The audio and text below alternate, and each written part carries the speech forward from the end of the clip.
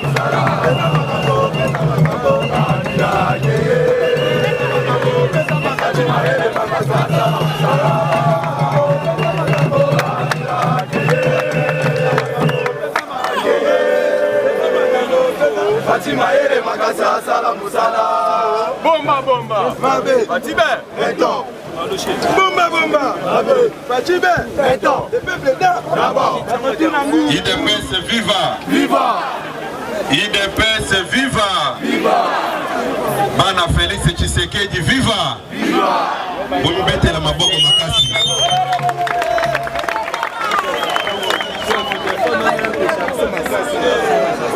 Nakanisi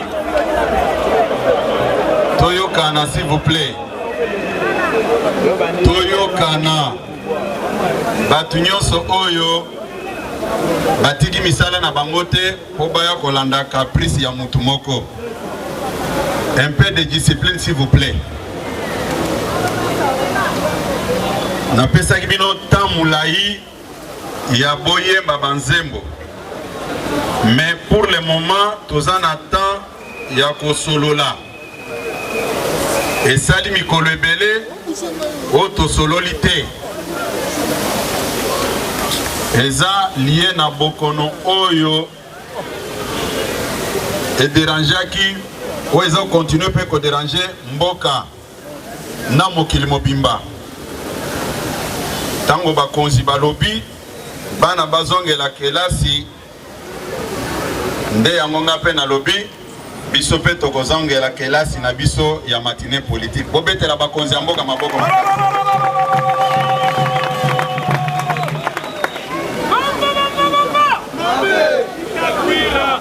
mpona yokaki bato mosusu bazotuna eske bino bokonvoke matinée corona esili ou bien bosali ndenge nini me bakonzi balobi kelasi ezonga bokende kotuna bakonzi mpona nini bolobi kelasi ezonga tokani malamu bao babandaki kolekisa ta na bango na bareseau sociaux koloba makambo ebele eza perte du temps biso toza kolanda oyo bakonzi ya mboka bakoloba puisque mokolo oyo bapekisaki okutana ya bato ebele tozaki na rassemblement munene oyo ezaki prévu côté ya elengesa bamoyen nyonso ezaki déjà mise en marche engagé même mais toreportaki yango tondimaki baperte wana IDPS viva viva IDPS viva viva Félix Tshisekedi viva viva bobetela mokonzi ya mboka maboko makasi bobetela mokonzi ya Afrique maboko makasi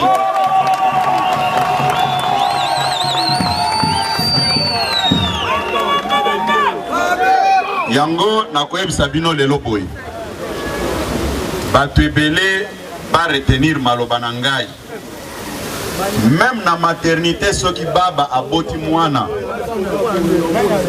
batikala kopesela baba mwana kombo te bakotuna baba ke koma kombo ya mwana no na mabele to koma na mikanda eza boye te kasi ndenge nini lelo balingi babotola biso faci beton na bato tokutani na bango na nzela bino bokondima makambo wana bokondima yango moko tango na mwana ka bakombata mosusu balobi bake kosala mwa sitini kuna na oya na lobaka bazo passer message ke ata boza na faci beton boyeba ke aza oya biso eza boye te il faut batu baye bango lelo puisque na moni batu lelo bakomi ba catholique koleka tina pape ye moko biso tonyokomaki mingi na mokonzi ya mboka tobanda na ye na opposition ti akomi na pouvoir balingi tozala lisusu pembeni na ye te eske bino bokondima makambo wana bokondima yango bomanifeste yango na kotombola maboko likolo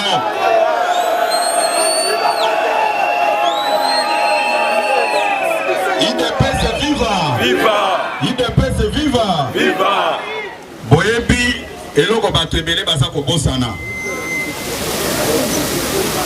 tango cortège présidentiel elekaka partout au monde mutu apusanaka pembeni te me boyebi mokolo moko mokonzi na biso abanda okende nsele bokataki cortège yango awa après tango na sololi na bato na ya sécurité balobi me secrétaire général bopesaki biso mosala makasi na bakombata na bino tomitunaki tokosala nini IDPS viva botikala komona yango ezosalema nga mpe na yanolaki bango boye bakolo mwana balingi bayebisa bino ke mwana na biso ye oyo bobombeli biso eza ya bino te tokani malamu ombetela maboko makasi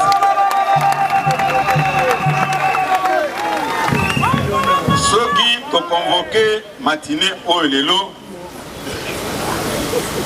eza poto honore bato basali musala bandeko na biso badepute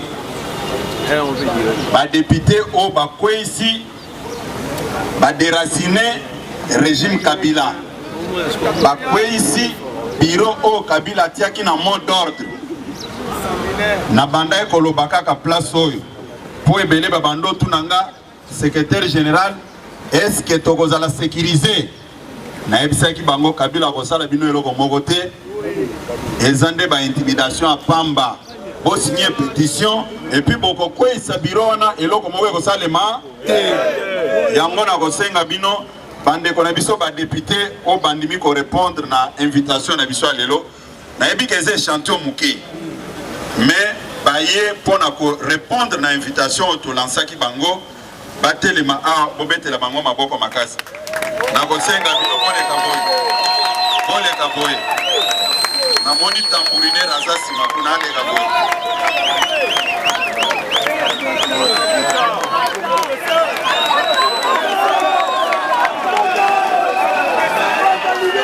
bomoni makambo ya boye IDPS viva!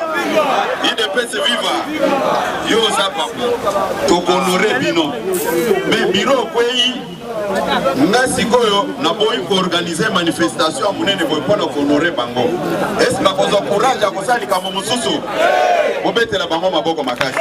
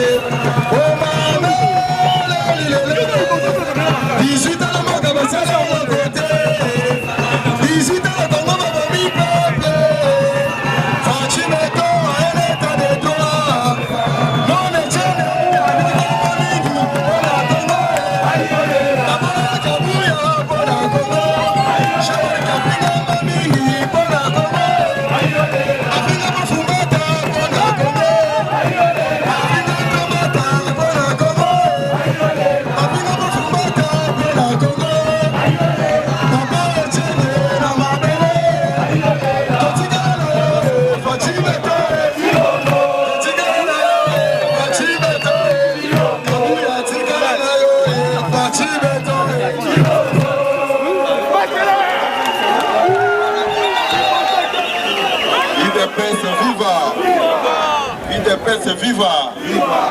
Bobete la bande, on a mis sur la députée Maboko Makasi. Nakanisi, pour se sentir vraiment un vrai élu, il faut y avoir la base na oboye. Au moins la base en bazo sepela, bazo betelo Maboko. Toza na échantillon, il y a 3 députés. Toza na honorable député Koko Moulongo. Bobete Maboko Makasi. Tozana, honorable député Léon Moubikai, Bobetele Maboko Makasi. Tozana, honorable député, le professeur André Bata, le grand tambourineur, Bobetele Maboko Makasi. Bon, na conseil Gabino, Bokendo Vanda, ici Ganabino. Ne peut pas nous intimider. IDPS viva! IDPS viva! Nakanisi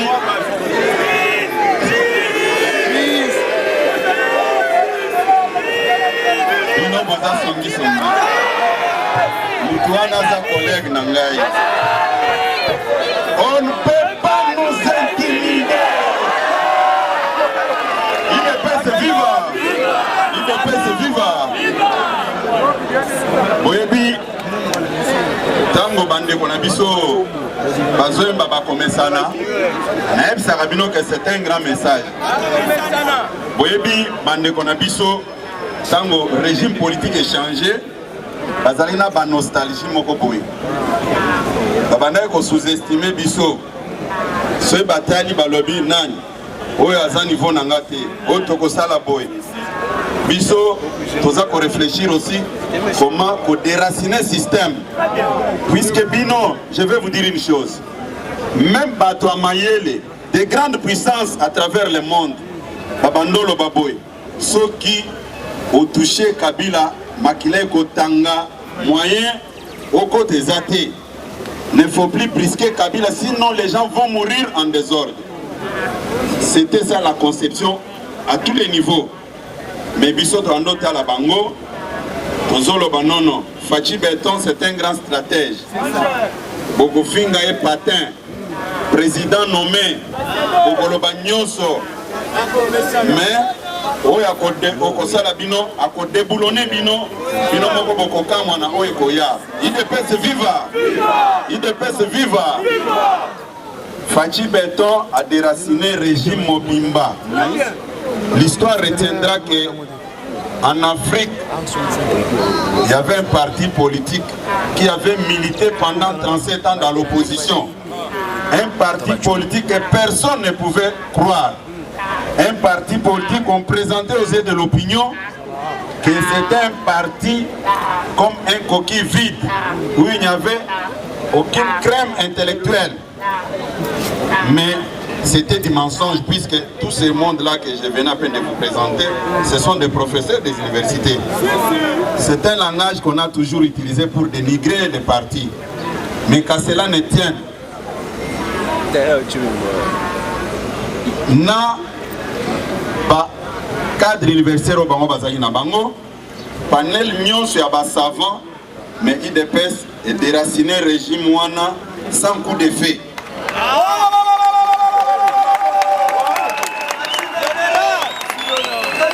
Accomplissement, il y a père fondateur, accomplissement à parole, il y a père fondateur Étienne Tshisekedi Wamulumba. Alobaki yango que changement et que salema sans coup d'effet. IDPS viva. IDPS viva. Yango nazalaka d'accord te na bao balobaka ke alternance na Congo et Selemaki sans makila etanga. Si cela est la vérité, pourquoi Totanga Kabakombo Netiaba, Thérèse Kapangala, Thérèse Mémoire, Rossi Mukendi et tant d'autres, Totanga Kabakombo na Poanine. Ce qui alternance et Salamaki Nango sans makila etanga. Non. Makila etanga maki, Yamakasi, effectivement. Par l'église des actes même profanés, puisqu'il y avait un groupe d'individus au Balinga qui va se maintenir au pouvoir. Mais le peuple Nabiso a bandé pour exercer pression na ye. IDPS viva. Comme il bête la maboko makasi.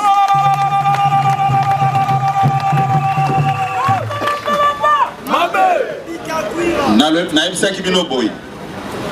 À part qu'on aurait pour rendre hommage na ba ndeko na biso ba député national, batoyo basalaki musala o mokili momba azako kumisa. Le bureau Ezawana. Oyebi que président Nabiso a parti de Jean-Marc Aboun azaki victime d'une injustice na kati ya Assemblée nationale. Balobaki ke ono alobaki makambo 7 millions eza haute trahison. Mais Mikolo et le kaki anaoka balobaki 12 millions. Balobelaki makambo 12 millions. Mais natunaki mutu moko ke bino bolobaki tango alobi 7 millions akosi mais lelo komi 12 millions de ngenini. Yango Nzambe akotika la Nzambe. Lelo ndeko na biso président na biso ya parti honorable Jean-Marc bandeko na biso ba député ba corrigeaki eloko wana balobi tozozongi soka na ebongano ya premier vice-président de l'Assemblée nationale. Obetele maboko makasi. Et puis, c'est pour moi une occasion de répondre bandeko mosusu ba bandeko loba. Est-ce na parti wana ezalaka Kabound na ko répondre binobo. Jean-Marc Kabound azalaki fruit d'un consensus na kati accord. Biso tokende kolongola yete bato tozalaki na bango nde balongola ki ye. Mais biso famille politique na to monaki ke il avait encore quelque chose ya kosala na compte ya parti na compte ya population. Mais de quel droit beaucoup na biso lisusu na parti na binona bato musu bazate. Pourquoi nous poser cette question? Retenez ça aujourd'hui. Parti bazalaki d'accord na humiliation ya asubisaki à l'époque. Pour l'honorer et corriger cette injustice, yango tozongisa ki ce qui pas mon attaqué, azoko kate, tolinga kozongisa été. Toyokani madame. Les choses doivent être dites clairement de cette manière-là. Bisonde bakolo mwana. ndenge na uti koyebisa bino ke tobengi ba député na biso baye awa poto honorer bango okotuna nga lisusu ke ono tomoneka ba député IDPS tomoneki ba député mususu te non nayebi il y a ceux qui sont venus pour regarder des petites erreurs bakende ko relayer yango ba député mandat na bango ezaka sur le plan national député ndenge aza boye soki asa koti na parlement ayoki likambo eselemi ata na circonscription ya azaki élité akokende asengi mission akende osala enquête parlementaire tokani malamu ndenge baza awa baza ko représenter ba député nyonso ya Congo mobimba bobetela bango maboko makasi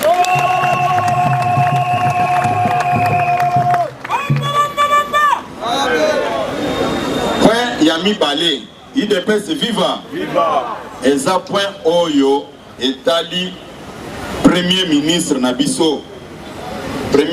Nabiso Jean-Michel Sama Lukonde Kienge bobetele maboko makasi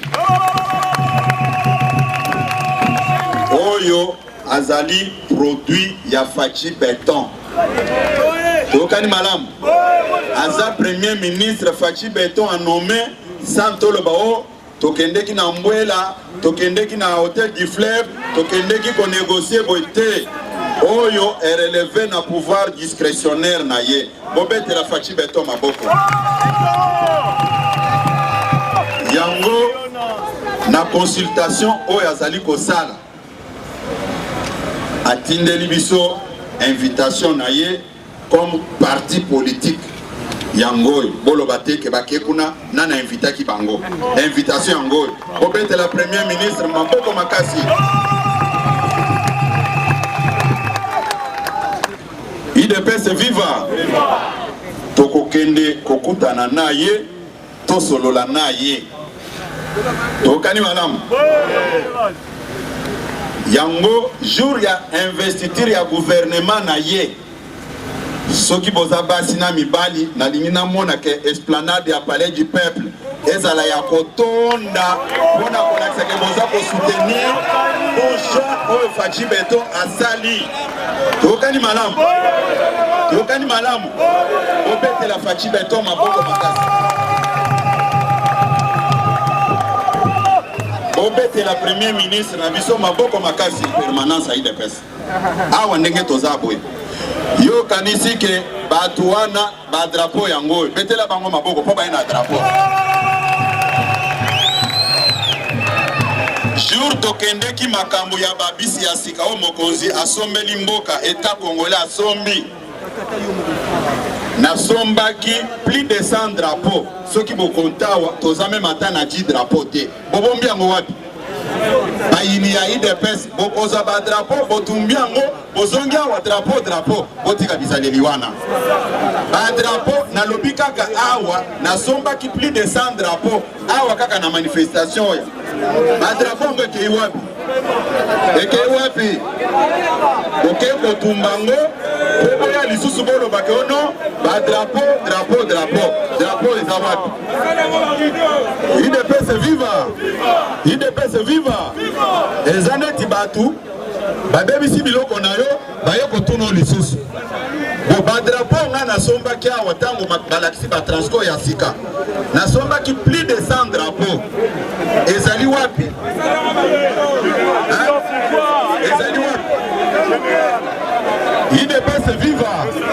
IDPS viva année passée puisque vous voulez qu'on parle des drapeaux année passée tosombaki 35 000 drapeaux 35 000 drapeaux et kenda wapi IDPS viva bomba nasopa ok naza koyebisa bino boye namonaki tokokoma makambo nyonso wana namonaki batu mususu na ba réseaux sociaux baponi nzela mabe puisque okoki jamais koluka ngando bitumba na mai bomonaka ba documentaire mususu lion malgré makasi nazaka nango libanda soki ake ko provoquer ngando na mai akomaka zoba mais nazomona ces derniers temps certains politiciens de circonstances ont fabriqué rien que par la presse. Baza kotinda bana bitinda na bango bokende ko critiquer Fachi Beton asale lokote te papa toyebi tozana makambo ya kolo oto soki tolento fongola munoko yo okokima na yo kotele mate na bao bazoli otu bambongo mike mike bakolega lisusu te ceux oza mobile oza na makasi attaquer Fachi Beton. Moi je convoque des matinées politiques, on va voir qui va fuir. IDPS viva naza koyebisa bino boye mokonzi mboka Félix Tshisekedi son excellence asali ba réalisation ebele oyo malgré ba blocage o baba na ko sala ye asali yango me baza kolobela ngote mokonzi mboka aye dans un temps record. Au moment où Abando contrôlait même la finance ya mboka te, ba minéraux azo contrôler en côté, mais à l'ongoli prix à passeport. Oh, tozalaki na $300 à $99. Bobete la mokonzi mboka maboko makasi. Bobete la mokonzi mboka maboko makasi. Eza réalisation à munene kende ko vérifier okokuta ke passeport et kitatalo. Tokani réalisation à Mibale mokonzi mboka à rendre enseignement au félé gratuité et enseignement obete la mokonzi mboka maboko nazako lobango devant ba journaliste bokende kosala ba documentaire bo relayer message wana et puis na koluka muta contribuer ngana makamu nazako lobawana IDPS viva IDPS viva. La route secondaire créée dans certains coins de la capitale, entre autres Avenue Kikwit et Lengesa na Mombele, Basali Banzela nyonso wana. De la paix. Pulumba aussi. Botanga binomoko. Eza ba réalisation te dans 2 ans Otozalaki oh mokonzi azaki na 20% puisque 35% tango bazako esakino ke cash bazaki na 35%, 15% ezalaki côté à bande ko na biso à INC na balier. Mais ceux qui tolintolo bakaka pona IDPS famille politique ya mokonzi mboka azalaki na 20%. Mais comme il y avait la volonté politique, yango a réalisé ba makam oyo. Tokani malam. Dans 2 ans, de nouvelles routes construites et d'autres en construction. Et ça, la réalisation, et ça, la réalisation, réalisation, ils ont le connuité, somba dictionnaire, otanga, oyeba. Ceux qui ont un bon manate, kota na Google, oyeba. Kota la mokonzambo, la maboko makasi.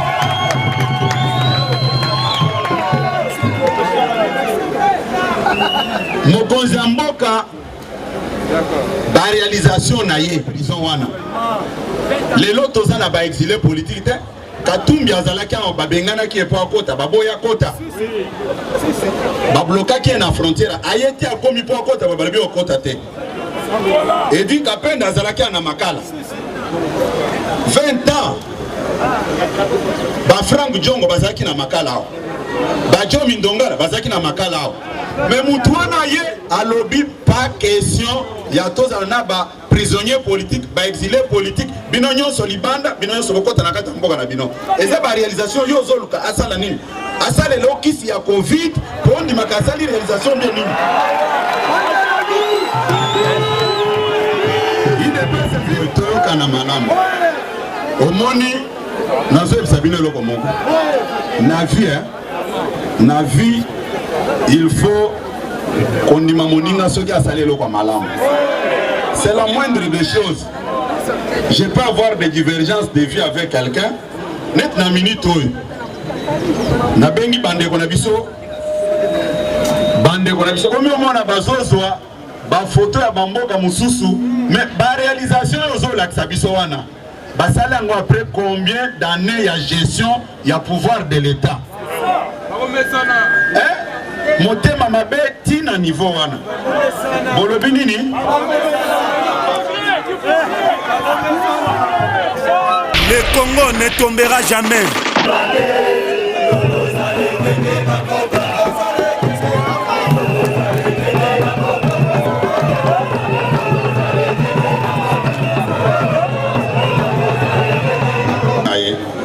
Reprise de la coopération économique et militaire avec les États-Unis d'Amérique, Israël et la France.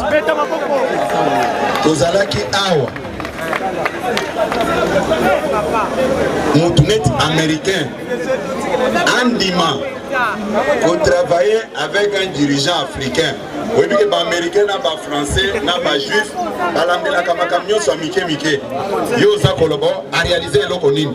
aujourd'hui, j'ai pris mon temps pour parler des réalisations du chef de l'État. La réalisation au chef de l'État. Conclusion de l'accord sur le démarrage des travaux Inga 3 dans le Congo central. Et sa réalisation, mais Binobo dirigeait Mboko pendant 18 ans. Pendant 18 ans. Ce qui est, papa, il y a beaucoup de gens qui ont été en train de il y a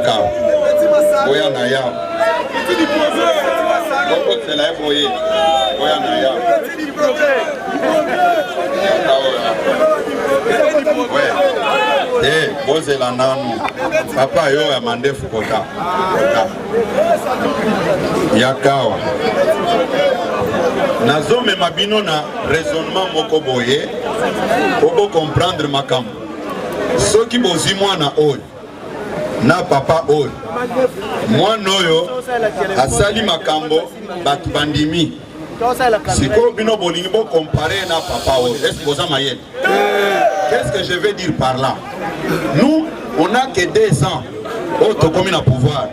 Mais bino, vous gérez mboka na ndenge ya kopiyango, net bozaki na compétition ya pillage pendant 18 ans. Bobomi mboka, mais vous voulez toujours vous égaler à notre actuel chef de l'État. Est-ce que vous avez mayele?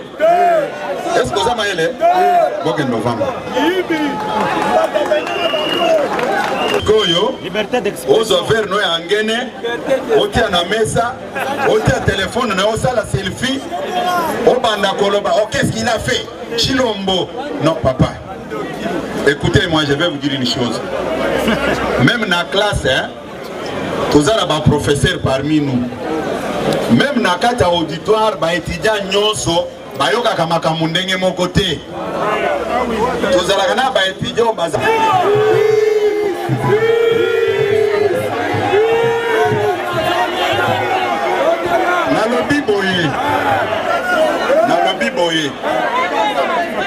Yo lobby ozo mener combat politique. Omoni ba biso. Eza vie quotidienne na biso. Tango tozaki na opposition. Puis natala ba musuna zo seka na lobby yo basi ba beto na jeep mobimba la police batio na se ya bana bangwana. Ongana sina beta mabongo. Soki otali awa naza ba cicatrice ba beta nga président moyibi. Il devait se vivre. Mais et puis jour nazo sabino ke ba téléphone oyo eza même plus cher que pina mutuka. Vous sentez la haine. Vous sentez la haine. Comment expliquer la province de Haut-Katanga menacée par les Bakatakatanga? Le commandant suprême des forces armées, Oyaza mieux informé que quiconque, a déployé 1800 hommes. Les militaires congolais, le Congo ne tombera jamais. L'IDPS vivant! L'IDPS vivant! L'IDPS vivant! Viva! Viva! Tshisekedi, héros national, Félix, chef de l'État, Fatima! Fatima! Tokobanga, Tokobangisa! Tokobanga, Tokobangisa! Oye koya! Oye koya! Ochetembe! Ochetembe! Kabila keiwa keite! Nalobi Kabila keiwa keite! ngai nalingaki secrétaire général a contredire ngai ayebisa ngai ke Kabila akozonga ti début ya manifestation ti ndenge esili alobi ke Kabila akozonga awa lisusu c'est-à-dire Kabila akei c'est-à-dire ya ceci boyoka nayebisaka bino boye un dictateur pour okanga ye il fallait d'abord au désarmer ye ezo boye te un dictateur pour okanga ye il faut au dépouiller ye mbongo nyonso pour akende kofinancer lisusu groupes armés te. C'est la raison pour laquelle au moni Fatih Beto a eu décision à retirer bagarre républicain atindi Chikata. Comment on a dit Chikata 1800 commando récemment formé en Israël les États-Unis d'Amérique. Bakei bakichwa na bayebisi Kabila na Moïse Katumbi bosa muke Tokosi Sabino il ne passe FIFA bana bakoti na 18h ere akatanga wokuntash bakiti 18h kaka na site Kabila akimakate asali nini est-ce que boyoki eloko secrétaire général bikalubi abanga kamakasi azala boba Kabila kimya kei Zambi ba américain balobi chez président Zambia Edar Lungu soki Kabila zongia wote ozate osali nini ozate baye na Kabila na se cortège service de sécurité ya États-Unis d'Amérique ya ambassade des États-Unis na Zambie na service de sécurité ya Zambie parce que sur le plan international soki moto akimi mboka na ye akei na mboka mususu bazobenga ye azali exilé pour politique. Maintenant comme l'Américain basenga ki corps ya Kabila na Zambie bazambia balubi te soki tosali bongo nous serons coupables devant la communauté internationale. Biso moko tozokende inde totia na maboko ya bakongolais nde omoni baina eti Lubumbashi basali remise et reprise na service de sécurité ya RDC nde omoni général Ntumba chef de maison militaire na lobi chef de maison civile te chef de maison militaire asali ordre de mission atie 5 généraux nde omoni bamemi Kabila inde na Dubaï. Pourquoi bakei Dubaï ezali esika c'est un désert, une vaste désert où se trouvent tous les pétroliers na kati ya monde mobile botala koto na kati ya monde mobile nde esika bazobenga ngo paradis, c'est-à-dire mbongo ebele eza wana coffre fort ya Kabila eza pe wana nde omoni bakei na ye bayambi ye aéroport militaire comme à l'école nalobi avec okode comme na seboy balobi ke yo mbongo ebele boy soki omoni secrétaire général ya parti azui risque ya koloba na minute que tous les combattants seront engagés. Il a l'assurance parce que mbongo ya kosala ngo musala esi emona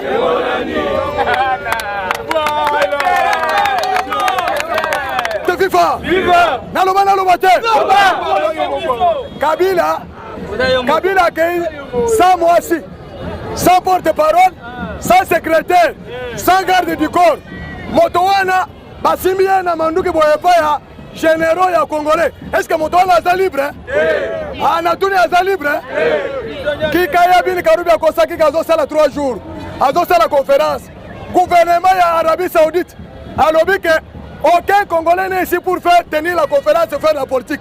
Il ne peut se FIFA. C'est un message fort.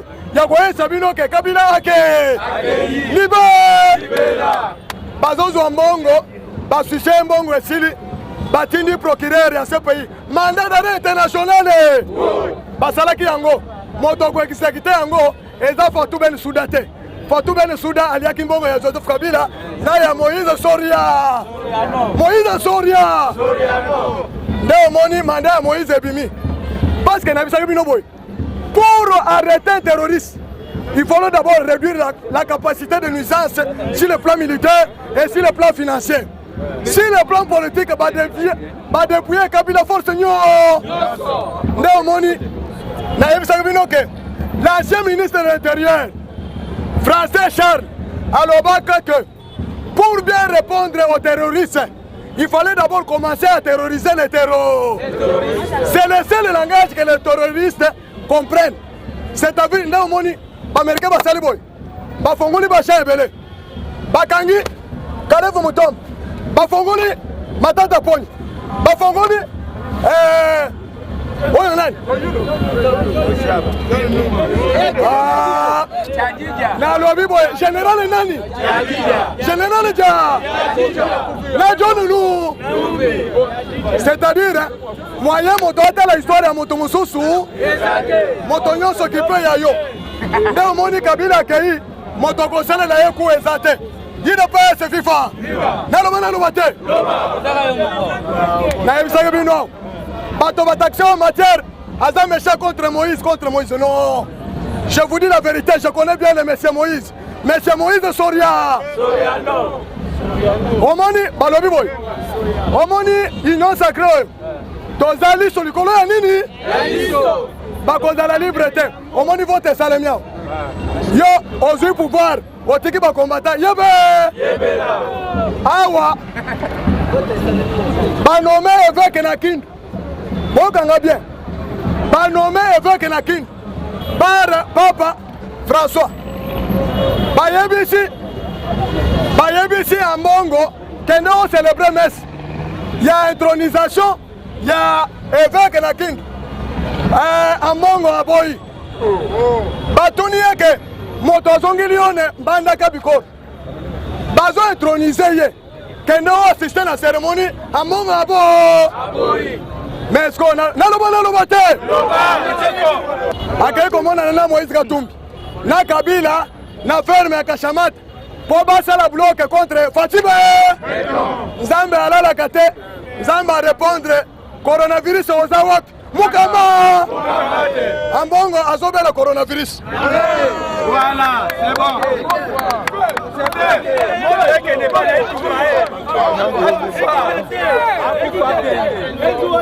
Yine pas FIFA tolobi boye omoni na terrain tozala bino terrain eza déjà mi Fati Beto azwi Congo apesi nzambe awa eza likambo ya nzambe moto nyonso azobenir Israel nzambe azosala nini moto azomodire Israel nzambe azosala nini yine pese FIFA Fati mwana ya nzambe ambassadeur ya Italie botika nano biso tobanda koluka bato bapesaka barebele ya este minduki na munition. Pour votre information, la guerre la plus longue c'est la guerre de l'Est de la République démocratique du Congo. Chaque année États-Unis ont débloqué 1 milliard. MONUSCO aya na Congo depuis 1999. Qui le lot MONUSCO n'a pas réussi à donner la paix sur l'Est. Or, force ya MONUSCO bazo bengango force de maintien de la paix et continue à ST. Mais toyeba kite que dans la MONUSCO il y a les occidentaux et les ambassadeurs où bazo fournir les armes aux rebelles. Il ne peut se FIFA.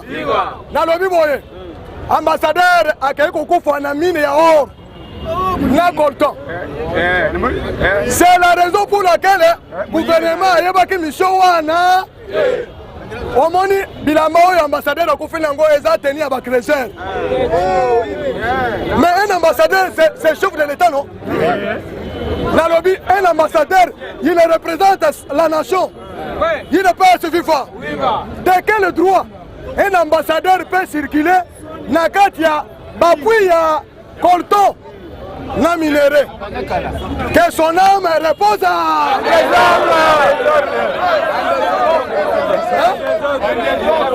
oyokana ngai nalobi eloko mosusu bino borépondre mosusu nazo répété que son âme repose eza bino ezanga te UDPS FIFA UDPS FIFA est-ce que nalobi bomoni Amérique alobi yango même Union européenne a lobby que nous serons aux côtés de la République démocratique du Congo. Maintenant, il est condamné de Konabiso et d'un côté, conseiller spécial à chef de l'État. Et l'autre, François Beyassali, Nalanda Kiango, le lendemain avant-hier, lundi, la chaîne RFI.